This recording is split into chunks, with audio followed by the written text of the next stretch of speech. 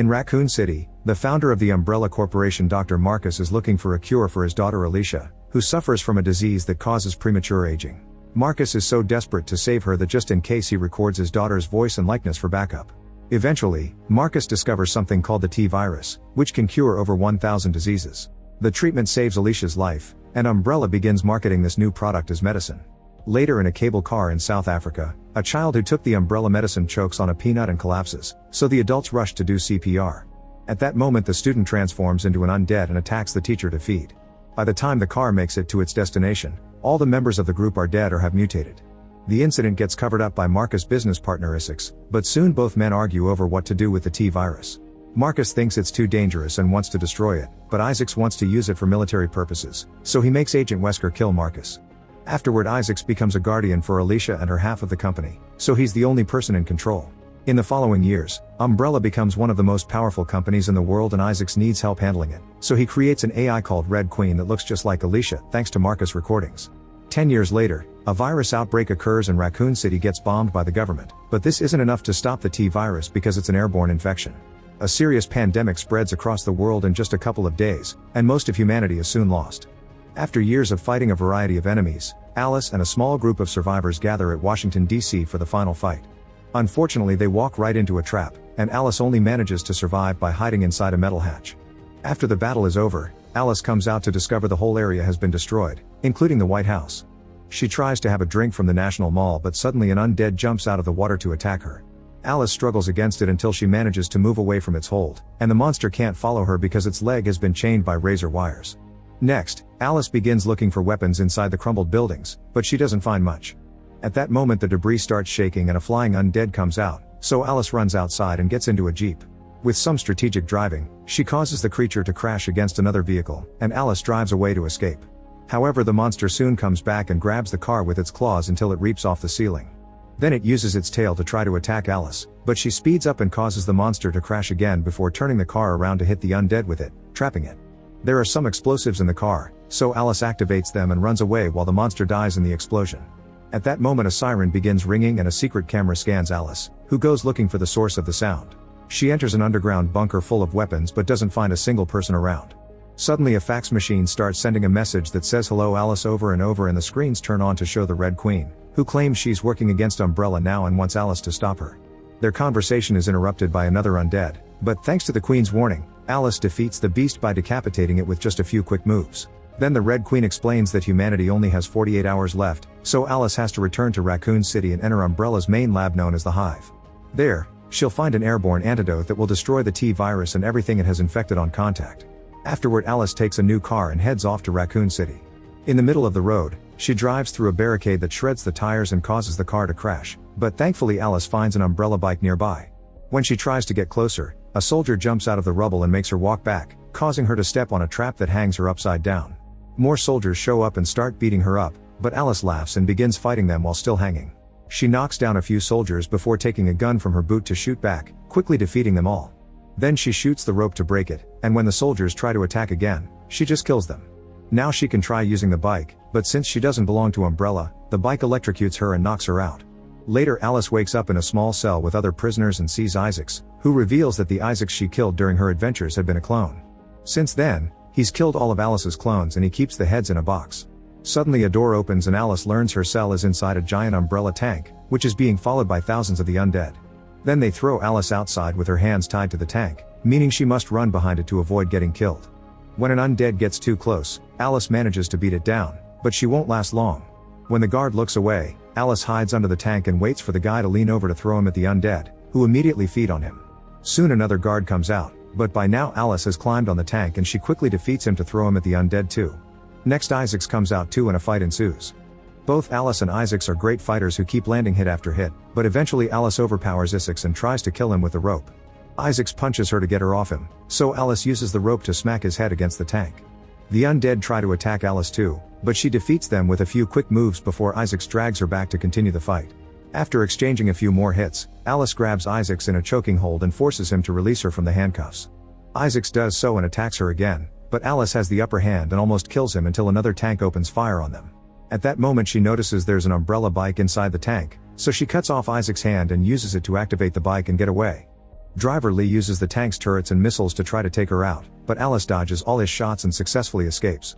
A few hours later, Alice finally arrives at Raccoon City, which has a huge pit in the middle. As she drives through the street, a light flashes from above to blind her and a pole comes crashing down, destroying her motorcycle and knocking her out.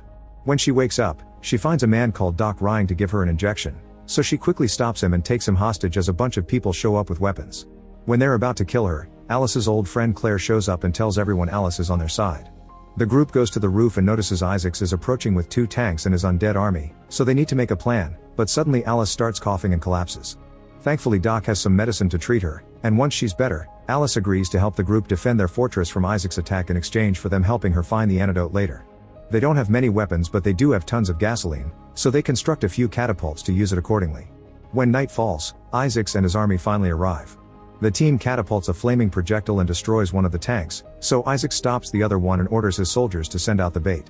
A survivor is released from the tank and the undead start chasing her, so Alice opens the building for her while the others shoot down the undead with bullets and another flaming projectile. When the survivor is about to reach the gate, the tank shoots to kill her, and some of the undead get inside before they're able to close the door. Doc and Claire try their best to fight the undead, but Isaacs makes Lee shoot the door and the explosion pushes the couple away. The rest of the team throws rocks from above to crush them, but then Lee fires the turrets on the roof where the team is standing to stop any other traps they prepared. On the bottom floor, the team does all they can to keep the undead from crossing the barricade. A vicious fight ensues as the group kills monster after monster, but soon one of their warriors is bitten and killed. They know the barricade won't hold up for much longer, so the group rushes upstairs to pour down all the gasoline and light it up with some torches, which incinerates all the undead below. Afterward Alice ziplines to the ground and begins shooting down zombies as she makes her way to the tank. Lee tries opening fire on her, but Alice stays hidden and sneaks on top of the tank, where she pours gasoline into the vent and lights it up to create huge flames inside. The tank suddenly stops and a soldier opens the hatch, but Alice quickly shoots him. Then Lee comes out and starts fighting her hand to hand, pushing her off the tank with a kick. They continue fighting on the ground and Lee easily overpowers Alice, winning the battle. However, an undead appears behind him and while Lee is busy fighting it, Alice shoots him down. Then she enters the tank, where she quickly defeats another undead before finding 2 more survivors but no Isaacs. When she comes out, her team shows up as they kill more monsters and capture Lee, who they tie to the tank and send him running as bait for the undead. Afterward the team notices 2 more armies approaching the city, so they decide to rush to the hive to find the cure. The 2 survivors from the tank know where they're going and decide to come along. The best way to access the hive is through the pit, so the team begins climbing down without knowing Isaacs is watching them from afar and Wesker can see them approach thanks to the Red Queen's security system. When the group reaches the bottom of the pit, they're surrounded by dog-like monsters. The team runs away as they try to shoot at the creatures, which chase them through the pit. A few monsters get killed but in return they kill and feed on a team member too. Soon they reach a cliffside and the group jumps into the water, so a few dogs jump as well. The group immediately swims away and the dogs follow them, so when they reach the shore, another team member gets killed. As the whole horde catches up to them, another person goes down, but the rest of the group runs fast enough to enter a tunnel into the hive, where the dogs are too afraid to go. At that moment, Wesker orders the Red Queen to seal the entrance, so the group rushes in. As they run through the tunnel, Alice is attacked by an undead, so she fights it just enough to keep it off her and continues moving, letting the door crush the monster. Afterward the Red Queen greets them and shows them a video of an Umbrella meeting that happened before the outbreak. Isaac's plan to trigger the apocalypse using the T-virus, killing everyone on the planet except himself and other high-ranking Umbrella executives so they could reboot Earth to their taste. The Red Queen isn't allowed to harm Umbrella employees, that's why she needs Alice's help. She gives her an earpiece so they can keep communicating and warns her that there's a traitor in the group, but Alice shrugs it off. Meanwhile outside the city, Isaacs is found by another Umbrella tank. The soldiers refuse to go after Alice because they have different orders, so Isaacs immediately kills them all and takes over the vehicle, guiding a horde of undead to follow him to the city. When he tries to go down the pit, the tank gets stuck, and the creatures quickly surround it. Back to the group, they walk through the main hallway and find a giant fan blocking their way. Since the power is out, Alice carefully walks through the blades and makes it to the other side. The others start copying her but suddenly the power comes back and the blades start moving. Luckily the team is fast enough to dodge it all and cross safely. Wesker sees this through the security camera and orders the fan to be reversed, so it starts sucking the team in. They make sure to hold on to whatever they can find on the ground, but one girl can't grab anything so Alice has to hold her. Unfortunately the fan is too strong and after lots of struggle, the girl is sucked in and shredded to death before the power goes out again. Afterward the group crawls their way through a vent using Alice's digital map. Suddenly the power comes back and a section of the floor opens up, causing a man to fall right onto a shaft. This surface also opens up so he holds onto the door to avoid falling, however the door soon shuts and breaks his fingers. The poor guy immediately falls to his death in a creepy cavern while more trapdoors open to send the rest of the team down some tunnels. Alice lands in a dark laboratory full of bodies and she can hear something moving in the shadows. At that moment a team member falls into this room too and they start moving together until a body suddenly wakes up to distract the guy while a second monster kills him from behind. Alice is hit in the struggle, but she quickly recovers and shoots at the creature with both her guns until it's down. The monster also recovers quickly and runs to hide, keeping an eye on Alice by tracking the light of her flashlight. When it sees an opening, it attacks again, causing her to drop the flashlight. The monster follows the light, giving Alice the chance to throw a chain at it. Then she starts running, only stopping to hit the monster when she can. The creature tries to chase her, but the chain isn't long enough and holds it in place while Alice stabs its head. A hand suddenly startles Alice, but it's just Doc, and together they leave the lab. In the main office, Wesker wakes up the real Isaacs, meaning the one in the tank is also a clone. Speaking of that tank, Isaacs decides to come out and starts running, making the horde follow him. Meanwhile Claire lands inside a clear box, but she uses gunpowder from a bullet to blast a hole and escape, unaware Wesker is nearby. Back to Alice and Doc, they come across a dangerous area from the first adventure and find a bag of weapons that were left there by the old team. With only 19 minutes left, Alice uses the computer to activate the room's platform, which starts going down through the hive. During the ride, they see the bodies of the Umbrella high-ranking officials in cryogenic sleep, waiting for the apocalypse to be over. A furious Alice takes out the explosives she found in the bag to put up a trap, then she and Doc leave the elevator to enter a strange cavern. They quickly cross the bridge on the water and reach the main office, where the real Isaacs is waiting for them. With only 9 minutes left, Isaacs reveals he has the antidote and by threatening to destroy it, he makes Alice drop her weapon. Doc doesn't do the same because he turns out to be the traitor, and he makes Alice drop the detonator too.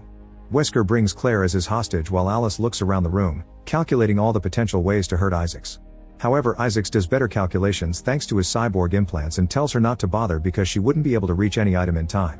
After confirming he's the real Isaacs, he explains to Alice that she isn't the original as she thought, she's just another clone from the bunch and that's why she doesn't have any childhood memories. At that moment an old woman in a wheelchair enters the room. It's a grown-up Alicia, whose DNA was used to create all the Alice clones and her sickness makes her look older than she is. Alicia wants Isaacs dead, but she's always been too weak to fight back.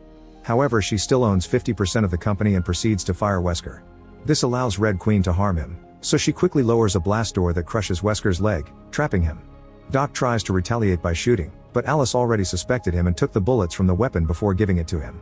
Alice rushes to fight Doc and Isaacs runs away as Claire fails to shoot him down. After a few hits, Alice manages to overpower Doc and leaves him on the ground so Claire can shoot him in the head for his betrayal. Then Alice puts the detonator in Wesker's hand, knowing that once he faints it will go off. While Claire and Alice run after Isaacs, Alicia connects her memories to the computer for a special gift. Claire and Alice manage to corner Isaacs, but when they shoot, he just dodges the bullets. It turns out his cyborg implants have given him great strength and speed. As the elevator starts to go up, Isaacs fights both women, quickly knocking out Claire before concentrating on Alice, who defends herself with a keyboard. She almost manages to push Isaacs off the edge, but with quick movements he manages to put her on the edge instead. There's a platform coming, so Alice kicks Isaacs in the groin and moves away just in time. When the elevator stops, Claire wakes up and tries fighting once more, but Isaacs easily defeats her again.